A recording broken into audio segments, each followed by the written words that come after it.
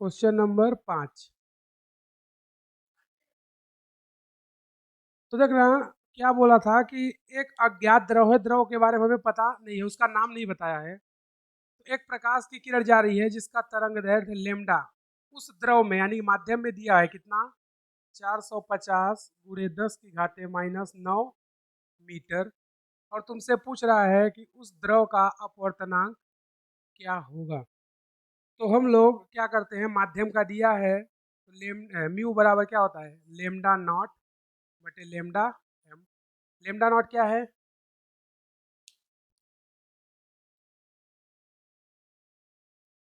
बोलो। निर्वात में प्रकाश की तरंग दैर्ध्य। लेकिन निर्वात में प्रकाश की तरंग दैर्ध्य होती क्या है, निर्वात में प्रकाश की चाल 3 गुणे 10 की घाते 8। तो हम लोगों को निर्वात में प्रकाश की चाल पता है। तो देखना हम लोग इसी फार्मूले से अपना आंसर लाएंगे। लेकिन हमें एक चीज नहीं दिया है, लेमडा नॉट। लेमडा नॉट है क्या, निर्वात में तरंग दैर्ध्य। और निर्वात में हमें तरंग दैर्ध्य नहीं दिया है। लेकिन हमें पता है सी बराबर होता है न्यू लेमडा। अगर सी निर्वात में प्रकाश की चाल है तो लेमडा भी क्या होगा, निर्वात में प्रकाश की तरंग दैर्ध्य। अब निर्वात में हमें प्रकाश की चाल पता है, निर्वात में प्रकाश की आवृत्ति ये कितना होगा।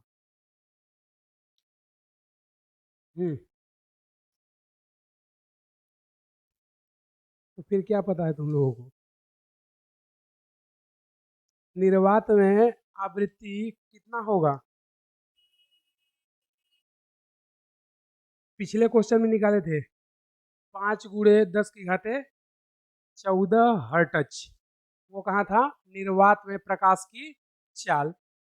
तो वो भी तुम्हें याद करने वाली चीज है। यहाँ पर प्रकाश की चाल हमें पता है 3 × 10⁸ और आवृत्ति कितना 5 × 10⁴ और इधर लेमडा।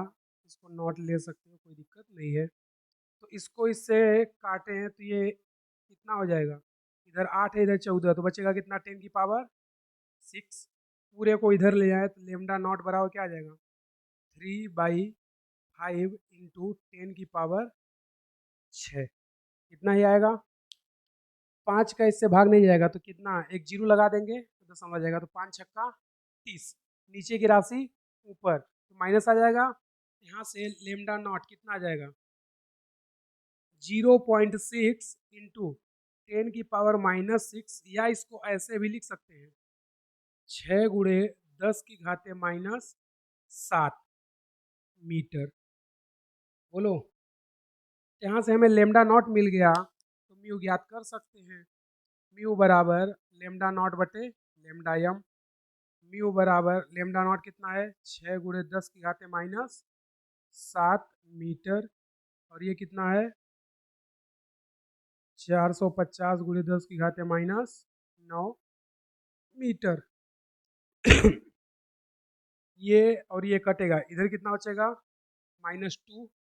इसको ऊपर ले आएंगे तो प्लस का 2 हो जाएगा, यानी ये 100 है, ऊपर जाएगा तो म्यू बराबर कितना आ जाएगा, 600 बटे 450, एक जीरो से एक जीरो, 15 चौको 60, 15 तियाँ 45। तो म्यू बराबर कितना आ गया, 4/3, या इसको लिख सकते हैं 1.33। और अगर तुम्हें पता हो तो इस ये अपवर्तनांक पानी का होता है। इसका मतलब कि वो जो अज्ञात द्रव था वो कौन था, पानी। ये है हमारा आंसर।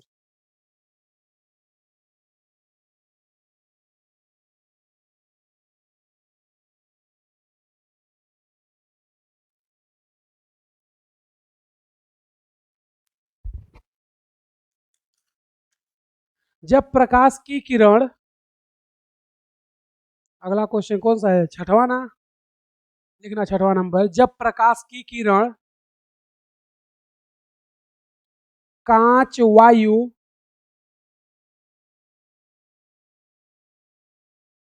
कांच वायु अंतरफलक पर, कांच वायु अंतरफलक पर आपतन कोण आई, आपतन कोण आई पर आपतित होती है, आपतन कोण आई पर आपतित होती है, तो ऐसा पाया जाता है कि, तो ऐसा पाया जाता है कि, तो ऐसा पाया जाता है कि अपवर्तन तथा परावर्तन कोण, अपवर्तन तथा परावर्तन कोण परस्पर लंबवत हो जाते हैं, अपवर्तन तथा परावर्तन कोण परस्पर लंबवत हो जाते हैं,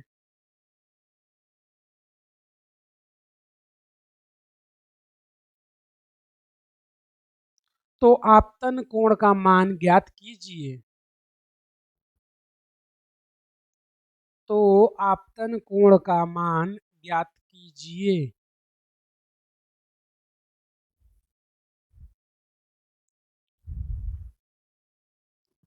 करो सॉल्व।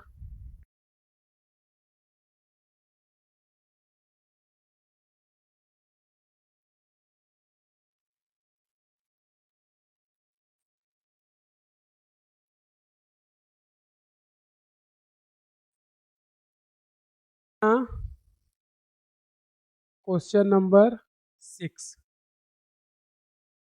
तुम्हें क्वेश्चन बोला है कि एक प्रकाश की किरण कांच वायु अंतरफलक, इसका मतलब ये तुम्हें ये बोलना चाहता है कि प्रकाश की किरण सीधा कहाँ जा रही है, सघन से विरल में, कहाँ जा रही है, सघन से विरल में। अब तुम्हें क्वेश्चन को दोनों टाइप से बोल सकता है, या बोलता है कि एक प्रकाश की किरण सघन से विरल माध्यम में जाती है, या उसने क्या बोल दिया कि एक प्रकाश की किरण कांच वायु अंतरफलक पर आपतित होती है। दोनों का मतलब एक ही है, हमने इस रूप में पूछा है, वो इस रूप में भी पूछ सकता है। तो इसका मतलब कि अगर कांच से वायु में जा रही है तो हम लोग इसका डायग्राम बना लेते हैं। ये हो गया माध्यम फर्स्ट, जहाँ पे क्या लगा है, कांच, और इधर हो गया वायु। यहाँ पर एक प्रकाश की किरण आई, उसको उसने क्या बोला, आपतित किरण, और यहाँ पर क्या कर देते हैं, एक अभिलंब ड्रॉ कर देते हैं। अब जैसे ये कांच से कहाँ जा रही है, वायु में, यानी सघन से विरल में। जब कोई प्रकाश की किरण सघन से विरल में जाती है तो अभिलंब से दूर हटती है, और अगर विरल से सघन में जाए तो अभिलंब की ओर झुक जाती है। तो ये जिस पथ से आ रही है उससे थोड़ा सा दूर चली जाएगी। और ये तो हो गया अपवर्तित किरण, ये क्या हो गई, अपवर्तित किरण। और साथ ही साथ अगर ये प्रकाश इसी माध्यम में लौट जाए तो ये क्या हो जाएगी, परावर्तित किरण। भाई परावर्तन क्या बोलता है कि जिस माध्यम में आ रही है उसी माध्यम में लौट जाए, तो कांच में आ रही है, कांच में ही लौट गई, तो उसका क्या हो गया, परावर्तन। कांच से वायु में चले गई तो उसका क्या हो गया, अपवर्तन। तो ये परावर्तित किरण हो गई। ये बोलता है कि जो परावर्तित और अपवर्तित किरण है इसके बीच का कोण बनता है 90 डिग्री, यानी कि ये दोनों एक दूसरे के समकोण पे है। कौन कौन, परावर्तित किरण और अपवर्तित किरण, ऐसा तुम्हारा क्वेश्चन बोलता है। तो हम लोग क्या करते हैं, ये जो कोण है इसको मान लेते हैं आर, यानी परावर्तन कोण, और ये जो कोण है इसको मान लेते हैं आर डैश, अपवर्तन कोण। तो ये है हमारा क्या, अपवर्तन कोण, अपवर्तन कोण। और ये क्या हो गया, परावर्तन कोण। इतना इंफॉर्मेशन तुम्हें क्वेश्चन में ही दे दिया था। अब तुमसे पूछ क्या रहा है कि ये जो कोण आई है, ये वाला, इसका मान तुमसे पूछ रहा है कि कोण आई का मान क्या होगा। तो कैसे ज्ञात करेंगे? तो देखना सिंपल सा, हम लोग क्या लगाते थे फार्मूला, जिस माध्यम में प्रकाश आ रही है उसका अपवर्तनांक और उसका कोण, फिर जिस माध्यम में जा रही है उसका अपवर्तनांक और उसका कोण। तो यहाँ से हम लोग क्वेश्चन को सॉल्व करते हैं कि प्रकाश कहाँ से आ रहा है, कांच से, तो कांच का अपवर्तनांक μ1 साइन आई, जा कहाँ रहा है, वायु में, तो इसको ले लेते हैं μ2 साइन आर। ऐसा लिख सकते हैं क्योंकि आ कहाँ से रहा है, कांच से, जा कहाँ रहा है, सॉरी आर डैश, क्योंकि आर तो परावर्तन है, इस बार अपवर्तन क्या है, आर डैश। जा कहाँ रहा है, वायु में, इसको ले लेते हैं समीकरण नंबर 1। अब उसके बाद देखोगे तो एक चीज दिख रहा होगा, ये एक सीधी रेखा है अभिलंब, और इन चारों कोण, तीनों कोणों को देखो, आर डैश 90 प्लस आर का योग कितना होगा, 180 होगा कि नहीं होगा। तो अगर इन तीनों का योग 180 होगा तो आर डैश और आर का योग 90 होगा भाई। ये और ये, इन दोनों का जोड़ 90 आना चाहिए, क्योंकि तीनों का योग कितना है, 180। तो क्या हम लोग ऐसा बोल सकते हैं कि कोण आर डैश प्लस आर बराबर 90 डिग्री। तो यहाँ से आर डैश बराबर क्या लिख सकते हैं, 90 माइनस आर। अगर दोनों तरफ हम लोग साइन लगा दें तो कोई दिक्कत है क्या? भाई दोनों साइड में सेम ही चीज का मल्टीप्लाई करते हैं तो कोई फर्क नहीं पड़ता। तो दोनों साइड हम लोग क्या ले ले रहे हैं, साइन। इधर हो जाएगा साइन आर डैश और इधर हो जाएगा साइन 90 माइनस आर। अब तुम लोगों को बेसिक मैथमेटिक्स में पढ़ाए थे, साइन 90 माइनस थीटा क्या हो जाएगा, कॉस थीटा। आर को क्या मान रहे हैं, थीटा, क्योंकि आर क्या है, थीटा, ये एक कोण है। तो साइन 90 माइनस थीटा क्या हो जाएगा, कॉस थीटा। तो यहाँ से हम लोग फार्मूला लगा देंगे, चूंकि साइन 90 माइनस थीटा बराबर कॉस थीटा, यानी साइन 90 माइनस आर बराबर कॉस आर। तो इसको हम लोग यहाँ पर लिख सकते हैं, साइन आर डैश बराबर कॉस आर, ऐसा लिख सकते हैं। अब हमारे पास साइन आर डैश की वैल्यू आ गई है, कितना, कॉस आर। तो यहाँ पर रख देते हैं μ1 साइन आई बराबर μ2 कॉस आर। यहाँ पे लिख देते हैं समीकरण 1 से, नहीं तो पता नहीं चलेगा, समीकरण 1 से। अब देखो, कांच का अपवर्तनांक हमें पता है कितना होता है, 3/2। वायु का भी अपवर्तनांक पता है कितना होता है, 1।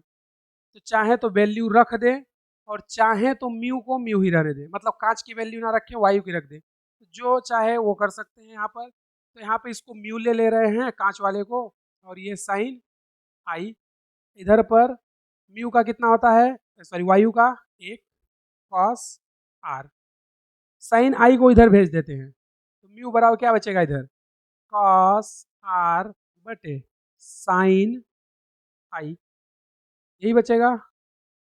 साइन किधर गया,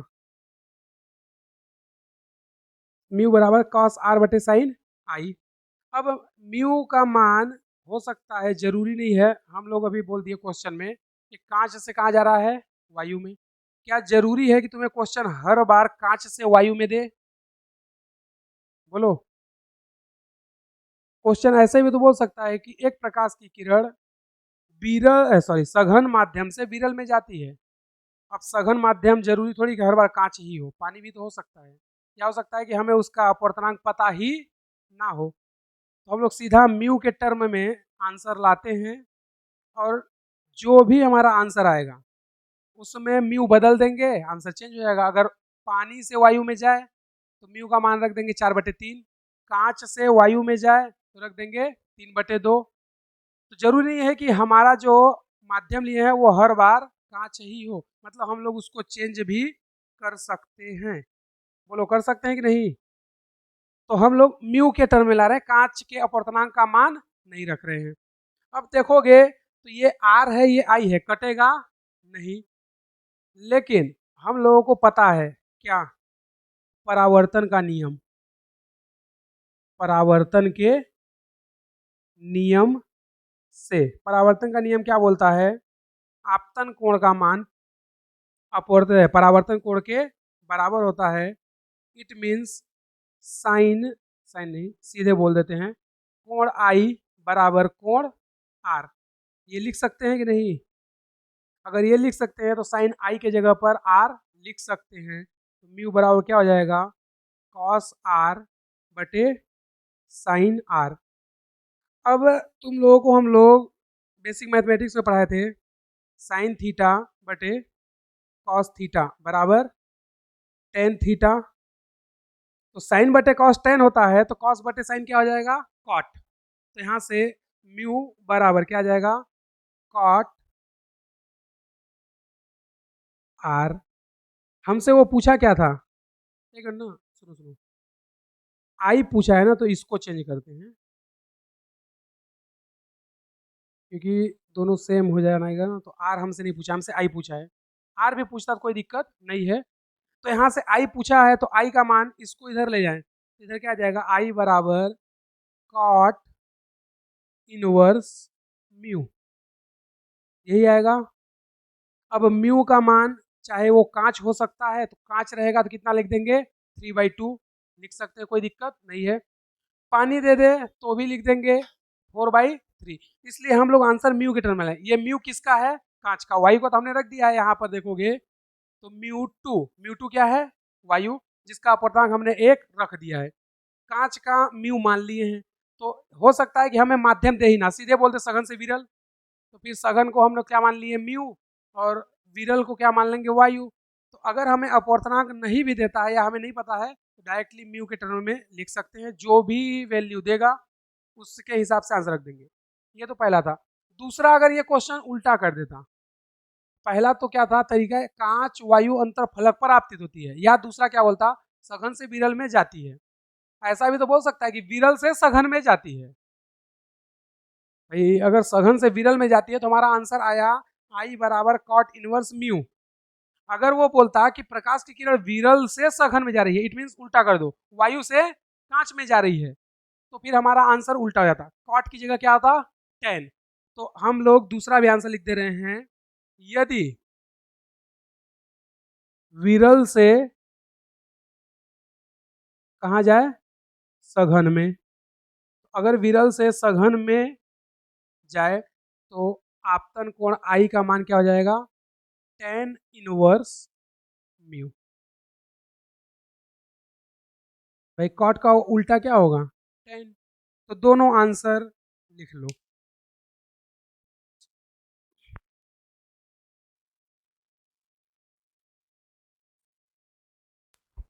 किसी द्रव से भरे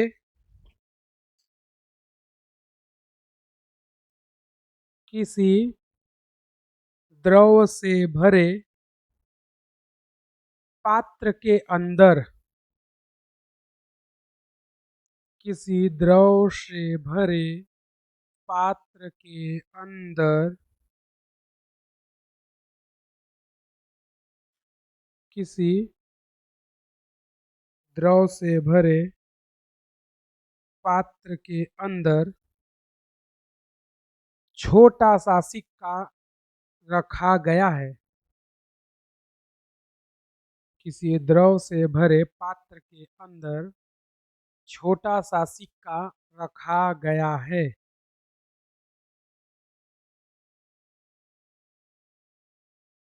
जिससे प्रारंभ होकर जिससे प्रारंभ होकर प्रकाश की किरण, जिससे प्रारंभ होकर प्रकाश की किरण चित्रानुसार गतिशील है, चित्रानुसार गतिशील है, तो प्रकाश का द्रव में वेग ज्ञात कीजिए। तो प्रकाश का द्रव में वेग ज्ञात कीजिए। तो प्रकाश का द्रव में वेग ज्ञात कीजिए। डायग्राम बना लेना क्वेश्चन का।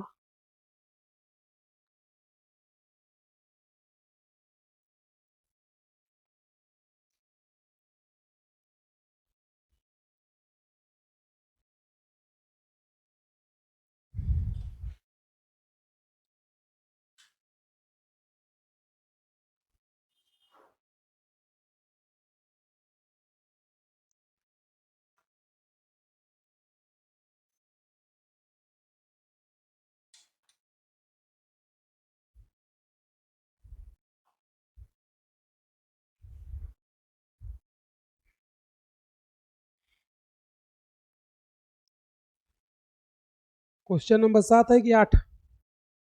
7 है। डायग्राम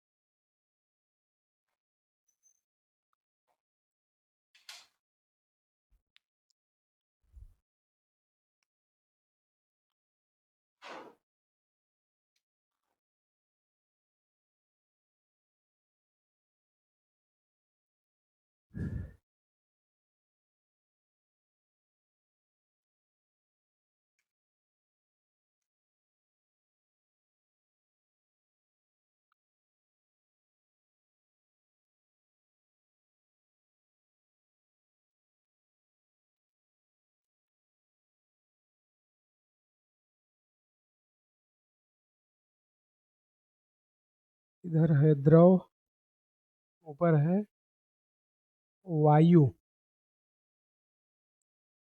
ये लंबाई तुम्हें दिया है 3 सेंटीमीटर और ये दिया है 4 सेंटीमीटर।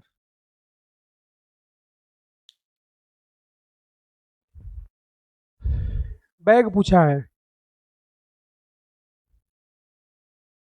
ये तो पूरा चीज क्वेश्चन में ही दिया हुआ है तुम्हें। तुमसे पूछ रहा है द्रव में वेग, द्रव में प्रकाश का वेग, ये हमें ज्ञात करना है। तो सुनो, जब प्रकाश की किरण यहाँ से चलेगी और इस सतह पर टकराएगी तो यहाँ पर एक कोण बनेगा। इसको हम लोग को क्या बोल दिए? आपतन कोण आई। दूसरा कोण यहाँ भी बनेगा जो कि अपवर्तन कोण आर है और वो कितना है? 90 डिग्री। तो हम लोग बोल सकते हैं प्रकाश कहाँ से जा रहा है? द्रव से। कहाँ जा रहा है? वायु में। तो हम लोग बोल सकते हैं द्रव म्यू वायु, यानी जहां से चला और जहां पहुंचा बराबर द्रव म्यू वायु बराबर क्या लिखेंगे? साइन आई बटे साइन आर, यही लिखेंगे। तो देखोगे साइन आर की वैल्यू हमें दिया है कितना? 90 डिग्री। साइन आई की वैल्यू ज्ञात करना है। अगर वो मिल जाए तो म्यू से आगे का काम कर लेंगे। लेकिन आर बराबर तो दे दिया 90 डिग्री। अब यहाँ पर क्या करते हैं हम लोग, देखोगे तो ये हाइट और ये क्या है? ऑलमोस्ट सिमिलर, यानी कि ये भी कितना हो जाएगा? 3 सेंटीमीटर। अगर ये 3 ये 4 तो ये कितना हो जाएगा? 5। पाइथागोरस प्रमेय से भाई ये 3 है, ये 4। भाई अगर ये 4 है तो ये भी 4 ही होगा ना, और अगर ये 3 है तो ये भी 3 होगा। तो ये 3 ये 4 तो ये भुजा कितनी होती है? 5। क्योंकि यहाँ पे क्या बन रहा है? समकोण। तो पाइथागोरस प्रमेय से क्या होगा? 3 का स्क्वायर प्लस 4 का स्क्वायर बराबर कर्ण का स्क्वायर। 3 का स्क्वायर 9, 4 का स्क्वायर 16, 16 9 25, 25 का रूट 5, तो इसका मान हमें मिल गया कितना, 5। तो ये मान मिल गया 5, तो हमें यहाँ से साइन आई या कि फिर इसको क्या कर दें, द्रव म्यू वायु बराबर साइन आई, साइन थीटा बराबर क्या होता है, थीटा ये है, इसके सामने एक भुजा लंब कितना 3, कर्ण कितना है 5 बटे साइन आर की वैल्यू 90 डिग्री, साइन 90, साइन 90 की वैल्यू कितनी होती है 1, और किसी भी चीज में 1 को डिवाइड करो मल्टीप्लाई करो कोई फर्क नहीं पड़ेगा, तो ये 3/5 ही आ जाएगा। तो इसको हम लोग लिख सकते हैं म्यू, इधर पर द्रव और इधर वायु बराबर 3/5 और पूरे के बटे 1। अब तुम लोगों को पता है उत्क्रमणीयता का सिद्धांत, जो भी है उसका उल्टा कर दो, तो जो भी है उसका उल्टा कर दें तो देखना क्या हो जाएगा हमारे पास, उत्क्रमणीयता से, उत्क्रमणीयता से जो हमारे पास द्रव म्यू वायु है उसको हम लोग क्या लिख दे रहे हैं, वायु म्यू द्रव, ऐसा लिख सकते हैं उत्क्रमणीयता से। भाई जो भी है उसको क्या कर दें, जस्ट उल्टा कर दें, पहले प्रकाश कहाँ जा रहा था, द्रव से वायु में, अब हम लोग क्या कर दिए उसको वायु से द्रव में, तो उत्क्रमणीयता के सिद्धांत से ये क्या हो जाएगा, चेंज हो जाएगा, तो इधर कितना आ जाएगा 5/3, भाई ये भी बदल जाएगा ना। तो अगर इसको हम लोग सॉल्व करें तो म्यू बराबर क्या होता है C/V, सी क्या है प्रकाश की चाल कहाँ, निर्वात में, भी क्या है प्रकाश की चाल कहाँ, माध्यम में, और माध्यम हमें कौन सा लेना है द्रव का, क्योंकि हमें ज्ञात करना कहाँ है द्रव में, इसको लिख दे रहे हैं m। भाई म्यू बराबर पढ़े हो ना, या इसको ये लिख दो, सी नहीं लिखना है भी नॉट लिख दो, जैसे लेमडा नॉट बटे लेमडा एम, तो म्यू बराबर भी नॉट बटे भी एम, भी नॉट क्या है निर्वात में प्रकाश का वेग, वी एम क्या है निर्वात में सॉरी माध्यम में प्रकाश का वेग, तो वी नॉट ना लिख करके हम लोग यहाँ पर सी लिख दे रहे हैं, क्या दिक्कत है, बराबर 5/3। अब इसका मान हमें पता है कितना होता है 3 × 10⁸ डिवाइड भी मीडियम, तो हमें मीडियम का ही तो ज्ञात करना है, क्या बोला है द्रव में प्रकाश का वेग, तो ये क्या है द्रव में प्रकाश का वेग कितना है 5/3, इसको इधर मल्टीप्लाई कर दो इसको इधर, तो ये कितना हो जाएगा 3×3 × 10⁸ बराबर भी मीडियम, एक जीरो इधर शिफ्ट कर दें तो ये हो जाएगा 90, और इसको इससे काट सकते हैं 18×5 90, तो या डायरेक्टली रहने देते हैं 1.8 × 10⁸ मीटर पर सेकेंड बराबर भी एम। भाई 5 एक कम 5, तो आएगा कितना 1, भाग नहीं जाएगा बचेगा कितना 4, तो 5×8 = 40, वैसे भी कर सकते हो कोई दिक्कत नहीं है, तो 1.8 × 10⁸ मीटर पर सेकेंड द्रव में प्रकाश का वेग होगा।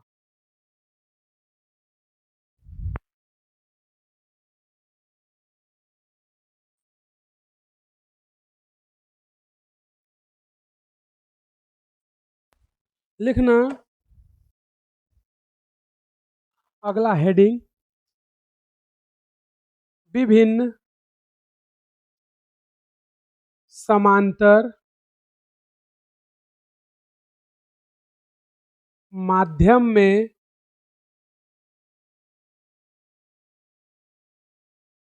प्रकाश का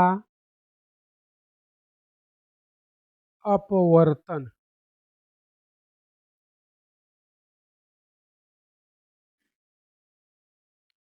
तो देखना हम लोग क्या कर रहे हैं, हमारे पास 4-5 मीडियम है और उसमें प्रकाश का क्या करा रहे हैं अपवर्तन, ये पहला जहाँ क्या है वायु, फिर दूसरा मीडियम आ गया वायु से कहाँ चला गया, कांच। फिर तीसरा मीडियम आ गया, कहाँ चला गया, कांच से, ये पहले पानी रखते हैं उसके बाद कांच, पानी, फिर उसके बाद कांच,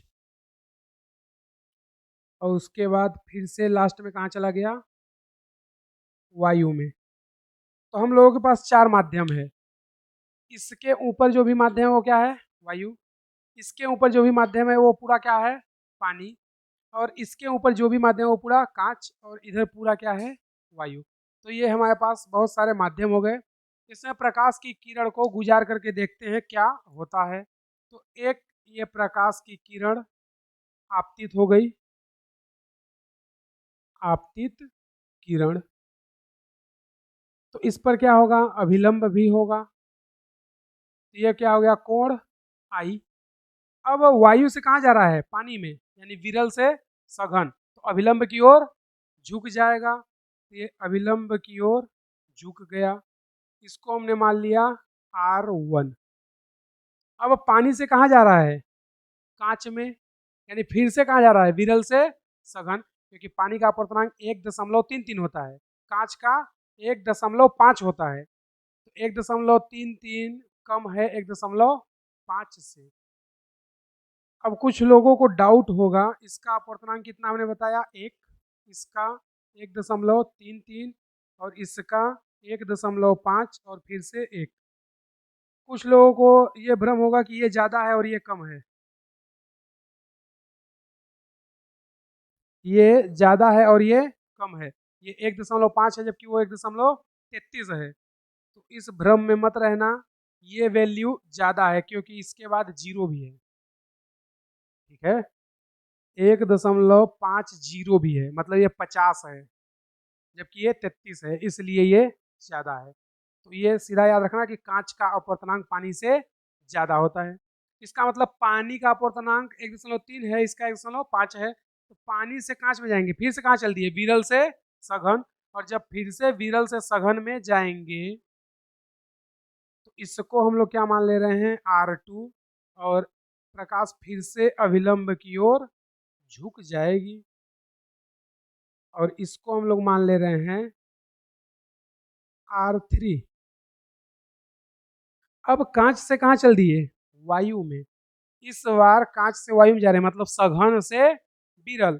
तो इस बार प्रकाश अभिलंब से दूर हट जाएगी, यानी कि ये कुछ ऐसे चली जाएगी, और इसको हम लोग मान रहे हैं कोण ई। तो कॉन्सेप्ट क्या बोलता है कि जब किसी प्रकाश को बहुत सारे माध्यम में गुजारा जाए लेकिन सभी क्या हो, समांतर हो, ठीक है। ऐसा नहीं कि एक माध्यम यहाँ है तो एक माध्यम यहाँ है तो एक माध्यम इधर है, समांतर होने चाहिए, एक के बाद एक, एक के बाद एक, या सभी को ऐसे कर दो, मतलब इधर वायु, फिर पानी, फिर कांच, फिर वायु, या कि फिर सभी को एक लाइन में व्यवस्थित कर दो, यानी कि सभी क्षैतिज हो या सभी ऊर्ध्वाधर हो, मतलब समांतर होना जरूरी है। ऐसा नहीं कि यहाँ पे पानी है, इसके बगल में इधर कांच लगा दो, इसके बगल में इधर हीरा लगा दो, इसके बगल में इधर जवाहरात लगा दो, नीचे मोती लगा दो, ऐसा नहीं, समांतर होना चाहिए। तो जब समांतर माध्यम में गुजारेंगे तो जो आपतित प्रकाश की किरण है, और ये अब क्या हो गई, निर्गत, भाई ये जहाँ से प्रवेश कर रही है वो आपतित और जहाँ से निकल रही है वो निर्गत किरण। तो कॉन्सेप्ट बोलता है कि अगर किसी प्रकाश को विभिन्न माध्यमों से गुजारा जाता है, लेकिन सभी का माध्यम अलग अलग होना चाहिए, निर्गत किरण। तो बोलता है कि अगर किसी प्रकाश को विभिन्न माध्यम से गुजारो, तो अगर अंतिम और प्रारंभिक, अंतिम क्या है, वायु, प्रारंभिक भी क्या है, वायु, तो अगर अंतिम और प्रारंभिक माध्यम समान है तो आपतित किरण और निर्गत किरण के मान बराबर होते हैं, या बोले कोण आई बराबर कोण ई होगा। अब जरूरी नहीं है कि यह वायु ही हो, यहाँ पे कांच ले लो, यहाँ भी कांच ले लो, मतलब जहाँ से प्रवेश करती है आपतित किरण का माध्यम और निर्गत किरण का माध्यम समान होना जरूरी है। तो आपतित कोण और निर्गत कोण दोनों के मान क्या होंगे, समान होंगे, इसलिए हम लोग यहाँ पर बोल सकते हैं कोण आई बराबर कोण ई। तो कॉन्सेप्ट क्या बोलता है कि यदि किसी प्रकाश को विभिन्न समांतर माध्यमों से गुजारा जाए तो आपतित किरण और निर्गत किरण का मान समान होता है, या बोले आपतन कोण और निर्गत कोण का मान समान होता है, लेकिन शर्त क्या है कि आपतित किरण का माध्यम और निर्गत किरण का माध्यम समान होना चाहिए। ऐसा नहीं कि वायु से आ रही है बाद में पानी से निकले, तो फिर समान नहीं होगा। यानी तो समान होने के लिए दोनों माध्यम, जहां से आ रही है जहां से निकलेगी, दोनों का क्या माध्यम होना चाहिए? समान। तो पहले कॉन्सेप्ट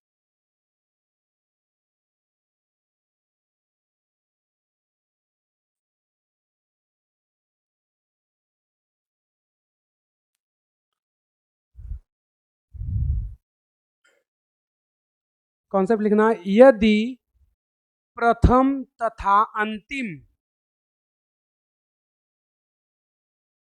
यदि प्रथम तथा अंतिम माध्यम समान हो तो, यदि प्रथम तथा अंतिम माध्यम समान हो तो,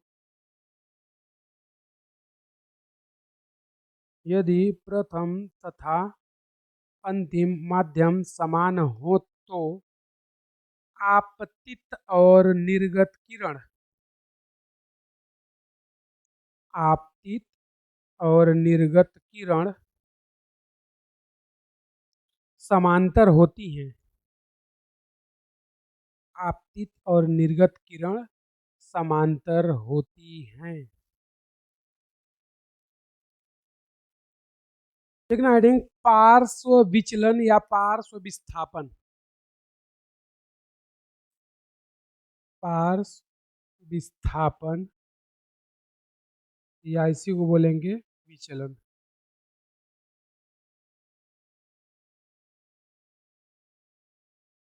तो देखना, पार्श्व विस्थापन या पार्श्व विचलन कहते किसे हैं या क्या होता है?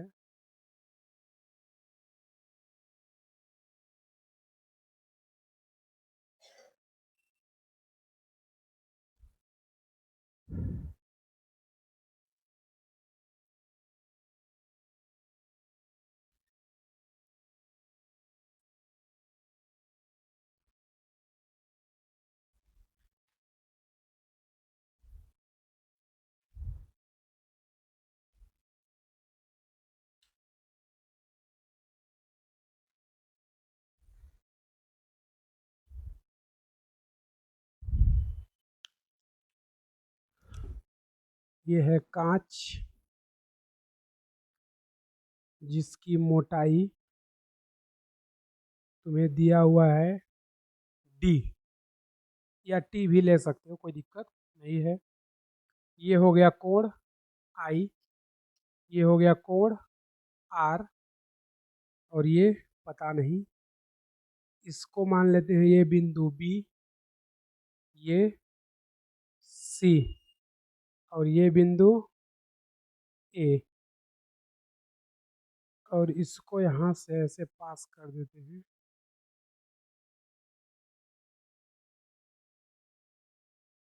और ये बिंदु हो गया डी। ठीक है,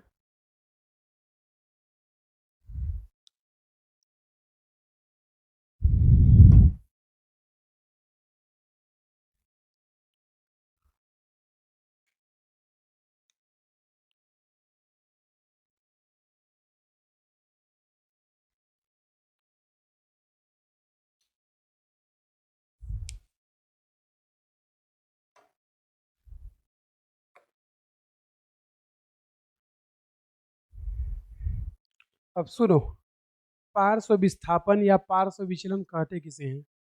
देखना, इधर वायु है, जब वायु से प्रकाश की किरण कहाँ पहुँचती है? कांच में। तो हमें पता है कि अगर कोई प्रकाश की किरण विरल से सघन में जाएगी तो अभिलंब की ओर झुक जाएगी। इसका वास्तविक पथ देखो ये वाला है, ए से डी वाला, लेकिन वो यहाँ पर कांच आने के कारण ये अभिलंब की ओर झुक गई, यानी अपने पथ से क्या हो गई? विचलित, इसलिए उसका नाम क्या हो गया? विचलन। लेकिन अगर हम लोग बोलें कि जो अपवर्तित किरण है और जो वास्तविक किरण है, इसके बीच की जो लंबवत दूरी है, ये दूरी C से ये वाली X है, ये लंबवत दूरी ही क्या कहलाती है? पार्श्व विस्थापन।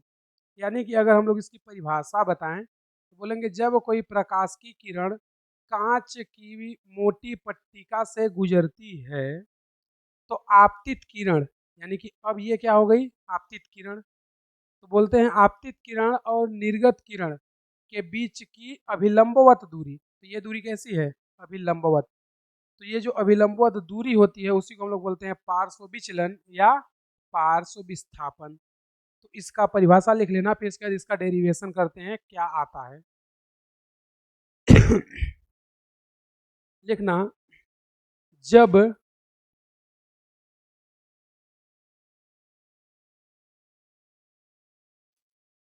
प्रकाश की किरण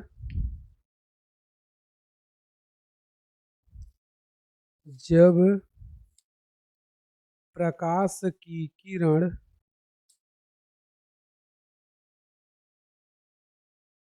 कांच की पट्टिका से गुजरती है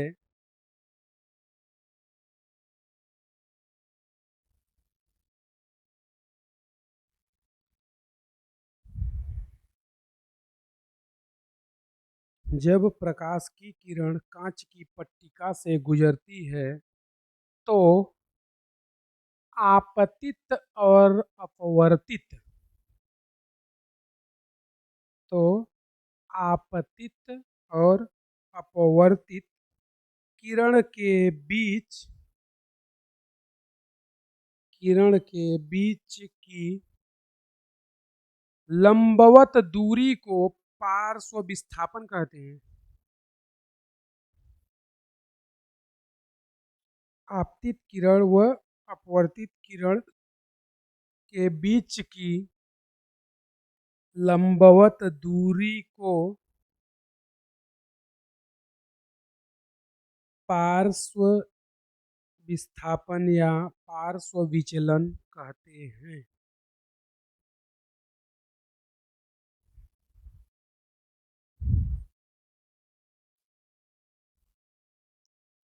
लिख चुके। तो अब इसका हम लोग मैथमेटिक्स कर लेते हैं, क्या है ये देखना। हम लोग एक त्रिभुज लेते हैं ए बी सी, तो यहाँ पर ले लेते हैं त्रिभुज ए बी सी में। त्रिभुज ए बी सी में देखोगे तो ये कोण आर है, तो इसको ले लेते हैं क्या, कॉस आर बराबर, कॉस थीटा बराबर क्या होता है, आधार बटे कर्ण। तो आधार क्या है, जिस पर कोण बनता है वो क्या होता है, आधार यानी आर। तो ये क्या है, ए बी, आधार इसका क्या होगा ए बी, कर्ण क्या होगा ए सी।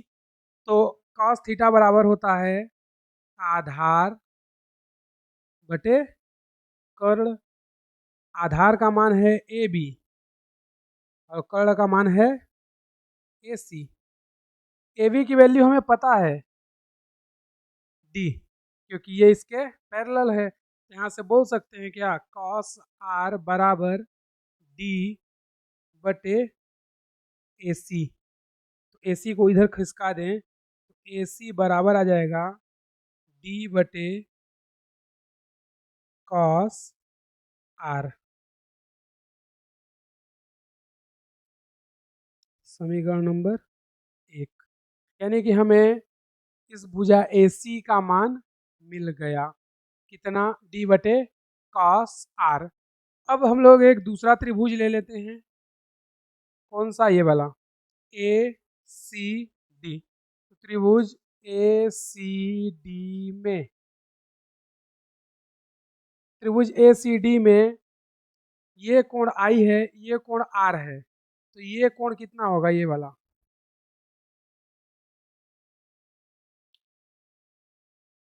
बोलो। ये आई है, अगर ये एक स्ट्रेट लाइन है तो कोण 180 बनना चाहिए, जिसमें से इधर आई बन चुका है, इधर आर बन चुका है। ये कोण कितना होगा, एक्चुअल में देखोगे तो वो विचलन कोण है।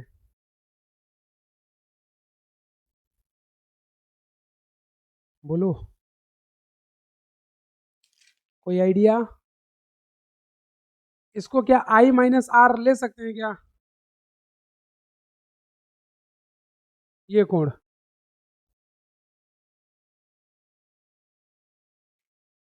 ये कोण आई माइनस आर, बोलो यहाँ पर किसी को कोई दिक्कत? बताओ। आई माइनस आर इस कोण का मान ले सकते हैं या कुछ और ले ले?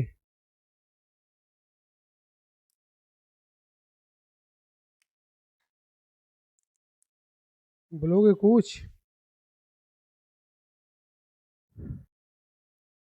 अरे विचलन कोण क्या होता है? 180 माइनस आई या आर। हम लोग 180 नहीं ले रहे हैं ना, क्योंकि हमें ये कोण नहीं पता है, यहाँ से यहाँ तक का। तो इसको हम लोग क्या ले रहे हैं? आई माइनस आर। अगर तो ये आई हो चुका, इधर जो कुछ भी होगा उसमें से इधर आर एक्स्ट्रा हो रहा है ना, तो आर को इधर से घटाना पड़ेगा। हाँ, तो आर ये जो एक्स्ट्रा है उसको हम लोग घटा, किस साइड से?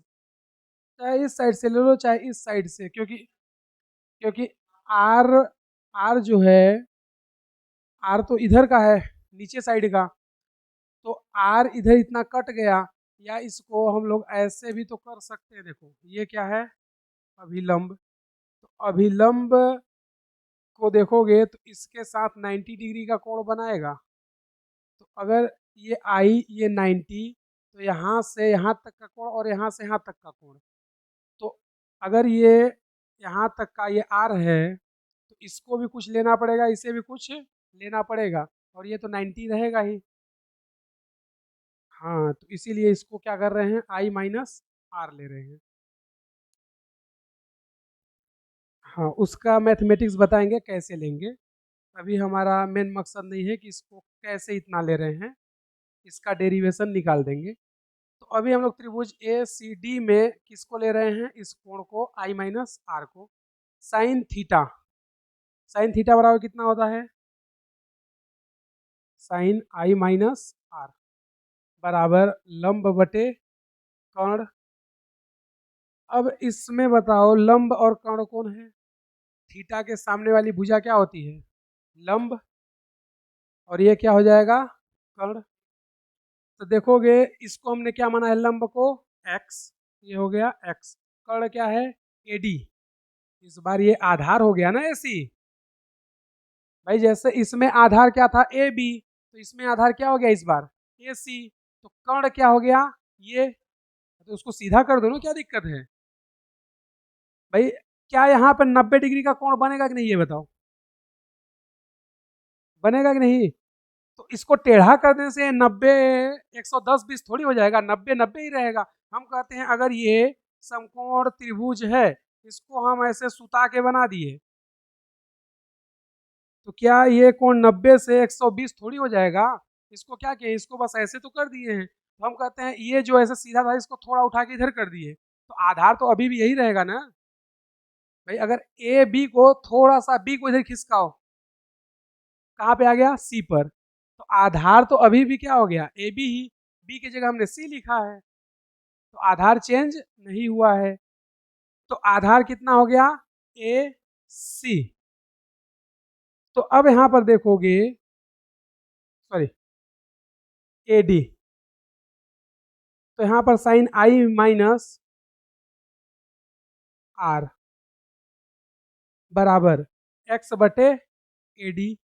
अब हम लोग क्या करते हैं? साइन आई माइनस आर बराबर एक्स बटे ए डी।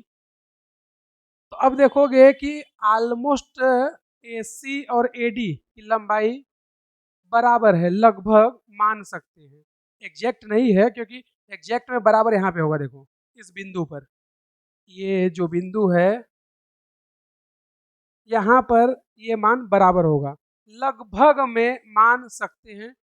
तो अगर हम लोग ऐसा बोले कि ए सी बराबर है ए डी के, लगभग वाला चिन्ह लगा देते हैं, एग्जैक्ट नहीं बोल सकते। तो अगर ए सी बराबर ए डी है तो यहाँ पर बोल सकते हैं साइन आई माइनस आर बराबर एक्स बटे ए सी। ए सी की वैल्यू कितनी है? समीकरण 1 से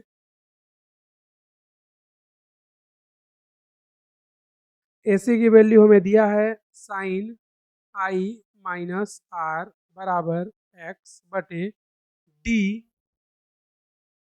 कॉस आर। इस पूरे को इधर ले जाएं तो इधर कितना आ जाएगा, डी बटे cos r into sine i minus r बराबर एक्स। एक्स क्या है, एक्स लंबवत दूरी है या बोले पार्श्व विचलन या पार्श्व विस्थापन, और यही हमें ज्ञात करना है कि ये कितना होगा। डी क्या है, डी कांच के पट्टिका की मोटाई है। आई क्या है, आपतन कोण। आर क्या है, अपवर्तन कोण। यहाँ पर भी आर अपवर्तन कोण ही है। अब इसमें देखो और कंडीशन आते हैं। पहला क्या, ये जो कोण है आई या आर अल्प कोण मान ले, तो अल्प कोण में हमने बताया था साइन थीटा बराबर थीटा, टेन थीटा बराबर थीटा, लेकिन कॉस थीटा बराबर 1 हो जाता है, ये बताए थे। और ऐसा तब मानते हैं जब कोण 5 डिग्री या उससे कम हो, तो उस कंडीशन में फिर तुम्हें ये फार्मूला जो आया है ये चेंज हो जाएगा, क्योंकि sine i minus r cos r ये भी चेंज होंगे। तो हम लोग अल्प कोण की स्थिति अभी नहीं लिए हैं, इसी में आगे चाहे तो अल्प कोण की स्थिति कर सकते हैं, लेकिन जनरली 5 डिग्री से कम हमें नहीं देता है। अगर देगा तो फिर इसी में वैल्यू रख करके आगे सॉल्व कर देंगे। गलती से तो तुम लोग कर नहीं पाओगे, इसलिए थोड़ा और कर देते हैं। अल्प कोण के लिए, अल्प कोण के लिए हमें पता है क्या, साइन थीटा बराबर थीटा और कॉस थीटा बराबर 1। तो इस समीकरण को 2 ले लेते हैं और बोल देते हैं क्या, समीकरण 2 से, तो देखना इधर कॉस आर बराबर कितना हो जाएगा 1, क्योंकि कॉस थीटा बराबर 1 है, तो कॉस आर भी क्या है, थीटा ही, तो कॉस थीटा बराबर 1 हो जाएगा। साइन आई माइनस आर यानी साइन थीटा बराबर कितना हो जाएगा, थीटा। तो यहाँ पर देखो बचेगा क्या, डी बटे cos r sine i minus r बराबर एक्स। तो ये हो जाएगा कितना, 1। इधर बचेगा क्या, साइन आई माइनस आर बराबर एक्स। पहला चीज, इसको चाहे तो तुम्हें अपवर्तनांक के टर्म में भी पूछ सकता है, तो यहाँ से अपवर्तनांक भी हम लोग निकाल सकते हैं। कैसे, देखना डी बराबर, इधर सॉरी एक्स बराबर क्या दिया है, डी ब्रैकेट में आई माइनस आर, तो डी को डी ही रहने देते हैं। इसमें क्या करते हैं, इसको बोलो ऐसे कर सकते हैं,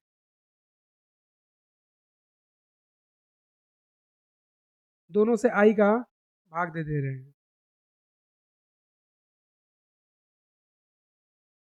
बराबर एक्स। कोई दिक्कत, क्या दिक्कत है,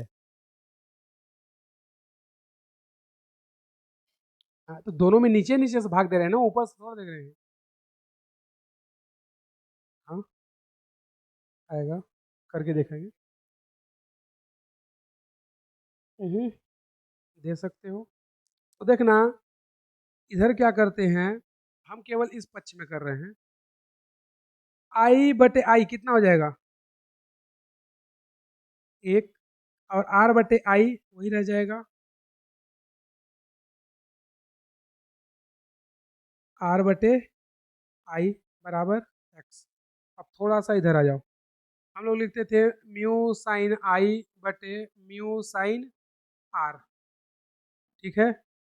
तो अगर म्यू म्यू से निपट जाएगा साइन आई बटे साइन आर, लेकिन म्यू को म्यू से नहीं निपटा सकते, क्योंकि एक माध्यम कुछ न कुछ होगा।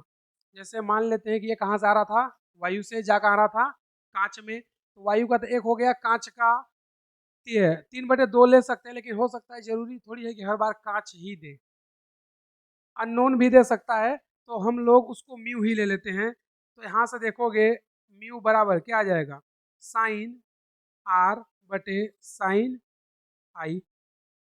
अब फिर वही दिक्कत हो गया, ये इससे कटेगा नहीं, तो क्या करें, वही अल्पकोण का कहानी, साइन थीटा बराबर थीटा, तो ये फाइनली बचेगा क्या, आर बटे आई। तो आर बटे आई बराबर क्या आ जाएगा, म्यू बराबर आर बटे आई,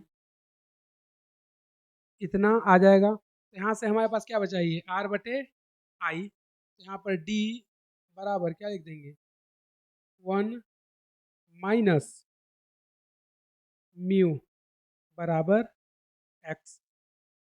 अगर इसको सपोज करो अगर उल्टा कर देता, मतलब ऐसे बोलता प्रकाश की किरण कांच से वायु में जा रही है, तो क्या करते,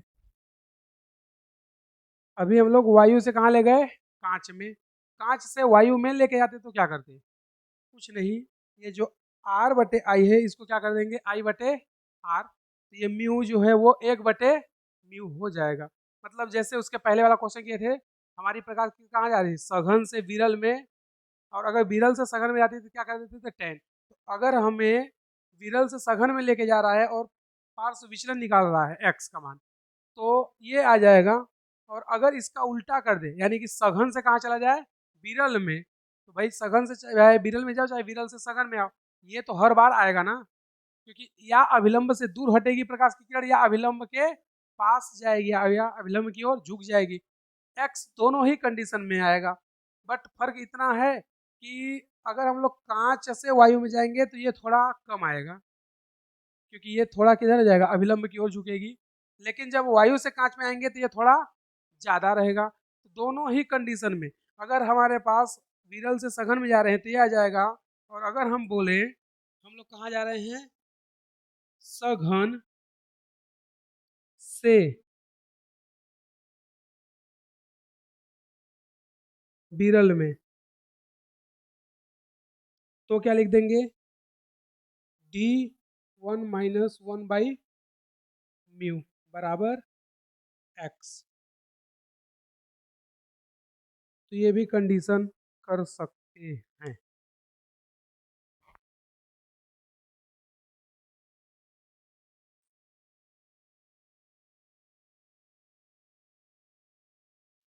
प्रकाश की किरण का पार्श्व विस्थापन ज्ञात कीजिए। प्रकाश की किरण का पार्श्व विस्थापन ज्ञात कीजिए।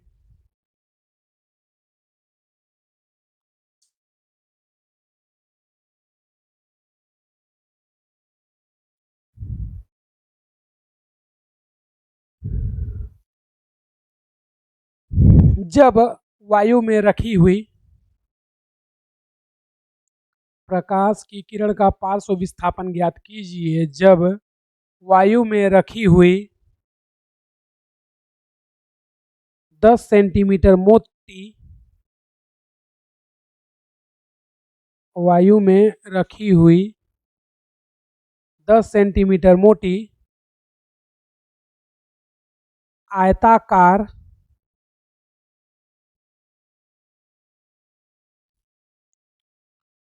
कांच की पट्टिका पर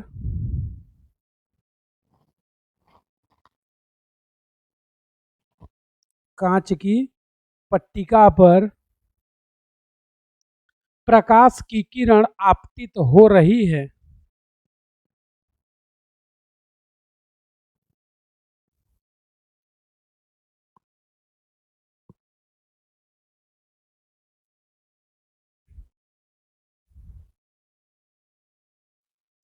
कांच की पट्टिका पर प्रकाश की किरण आपतित हो रही है। वायु में आपतन कोण का मान 60 डिग्री, वायु में आपतन कोण का मान 60 डिग्री तथा पट्टिका के अंदर अपवर्तन कोण का मान 45 डिग्री है। वायु में आपतन कोण का मान 60 डिग्री तथा पट्टिका के अंदर अपवर्तन कोण का मान 45 डिग्री है, तथा पट्टिका के अंदर अपवर्तन कोण का मान 45 डिग्री है। करो सॉल्व।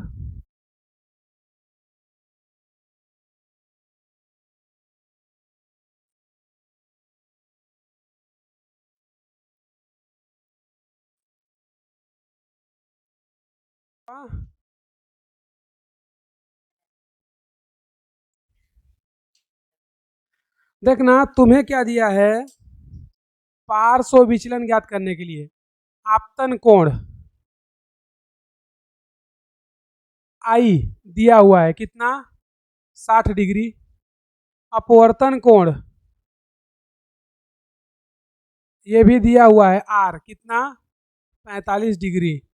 ज्ञात क्या करना है, पार्श्व विचलन या पार्श्व विस्थापन, ये हमें ज्ञात करना है। फार्मूला ये रखा हुआ है, x बराबर डी बटे cos r into sine i minus r. हम लोग रख देते हैं यहाँ पर x बराबर d sine i minus r बटे कॉस आर, ठीक है। x बराबर डी की वैल्यू कितना दिया हुआ है, पट्टिका की मोटाई 10 सेंटीमीटर, तो उसको किस में रख दें, मीटर में। 10 इंटू 10 की पावर -2, तो ये किस में हो गया, मीटर में, वो सेंटीमीटर में दिया था। साइन आई का मान कितना है, 60 माइनस 45 बटे कॉस 45। यहाँ तक तो कर लिए थे। अब 60 माइनस 45 कितना हो जाएगा, 15 डिग्री। साइन 15 डिग्री का मान हमें पता नहीं है, लेकिन निकालना जानते हैं, लेकिन वो भी अब भूल गए हैं क्योंकि 2 महीना हो गया बेसिक मैथमेटिक्स पढ़े। तो तुम लोग किए क्या, इसको सॉल्व कर दिए, 60 माइनस 45 आ गया 15। 60 डिग्री का मान तो तुम्हें बहुत मुश्किल से याद होता है, 15 डिग्री का कब याद कर पाओगे। तो वो कहावत एक तुम लोग सुने हो ना कि बिच्छी का मंत्र ना जाना सांपे की बिल्ली में हाथ डाल। तो सांपे की बिल्ली में हाथ इसलिए डाल रहे हैं क्योंकि सांप के बिल का मंत्र जानते हैं। इसको हम लोग यहीं पे सॉल्व करेंगे, कैसे, 10 इंटू 10 की पावर -2, ये देखोगे तो ये तुम लोगों का दोस्त है साइन ए माइनस बी, ये ए ये बी।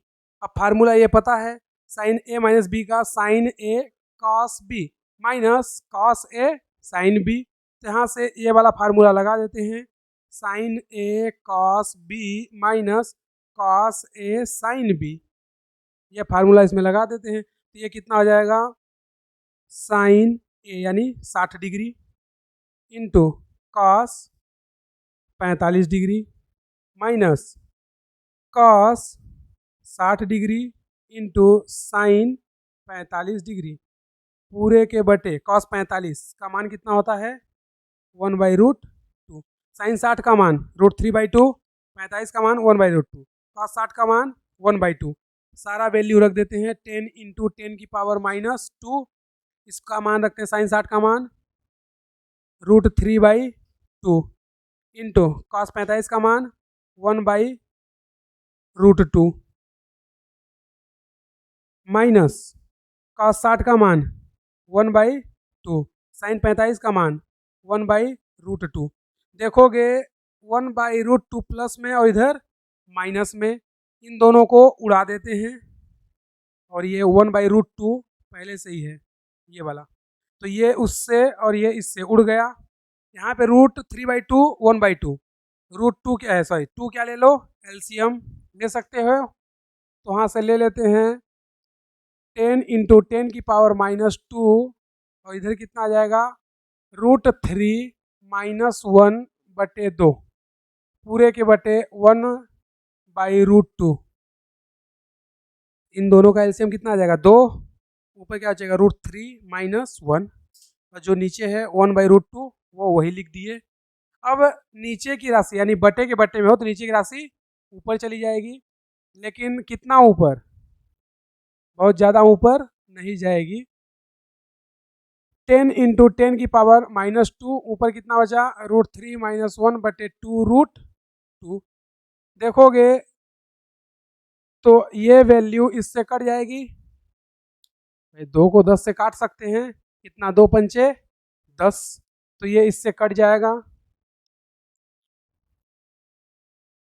5, तो इधर कितना आ जाएगा, 5 इंटू 10 की पावर -2 √3 - 1/√2। इसको आगे भी सॉल्व कर सकते हैं, √2 की वैल्यू 1.42, √3 की वैल्यू 1.73। 1.73 में इसको माइनस करके इसको डिवाइड करेंगे और इसको इससे मल्टीप्लाई करोगे तो कितना आ जाएगा 0.05। तो इसको चाहे तो इतना पर ही लिख सकते हो और चाहो तो आगे और सॉल्व कर सकते हो। 5 इंटू 10⁻², √3 की वैल्यू कितनी हो जाएगी, √3 का वैल्यू आ जाएगा 1.73 माइनस 1/1.42। कर लो इसको सॉल्व, ये कितना हो जाएगा 5 इंटू 10⁻², सॉरी, और ये कितना हो जाएगा 0.73/1.42, इतना ही आएगा। अब इसको इससे काट दो, इसका पॉइंट इसके पॉइंट से कट जाएगा, बचेगा कितना इधर 73/142। अब इसको इससे भाग दोगे तो कितना आएगा, हाँ कहाँ, ये तो ऊपर ही तो है,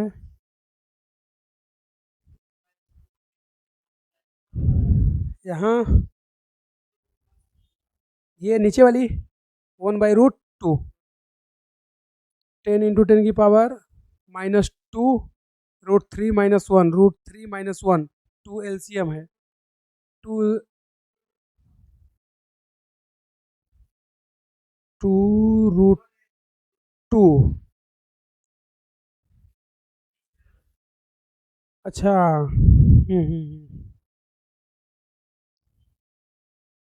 थोड़ा सा मिस्टेक हुआ है, फिर यहाँ तक जाने की ज़रूरत ही नहीं है।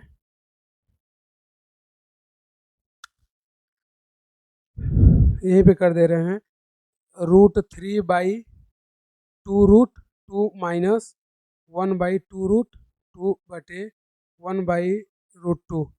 तो यहाँ से अगला क्या आ जाएगा, यहाँ पर 10 इंटू 10⁻², तो यहाँ से कितना आ जाएगा 2√2 √3 माइनस 1/1/√2।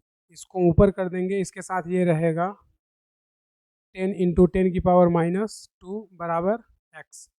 तो x बराबर कितना आ जाएगा 10 इंटू 10⁻², इसको ऊपर ले आओ √3 माइनस 1/2√2 इंटू √2/1, ये गलती हुआ था, तो इसको इससे उड़ा देते हैं, ये इससे उड़ जाएगा x बराबर, अब इसको या ऐसे लिख दें सेंटीमीटर में, या अगर मीटर में बोलेगा तो ये आ जाएगा 5 इंटू 10⁻² √3 माइनस 1 मीटर। अब इसको भी आगे सॉल्व कर सकते हैं √3 का मान रख करके, तो अगर आगे आंसर या ऑप्शन में हमें दिया है तो इसको भी सॉल्व करेंगे, नहीं दिया है तो इतना पर ही छोड़ देंगे।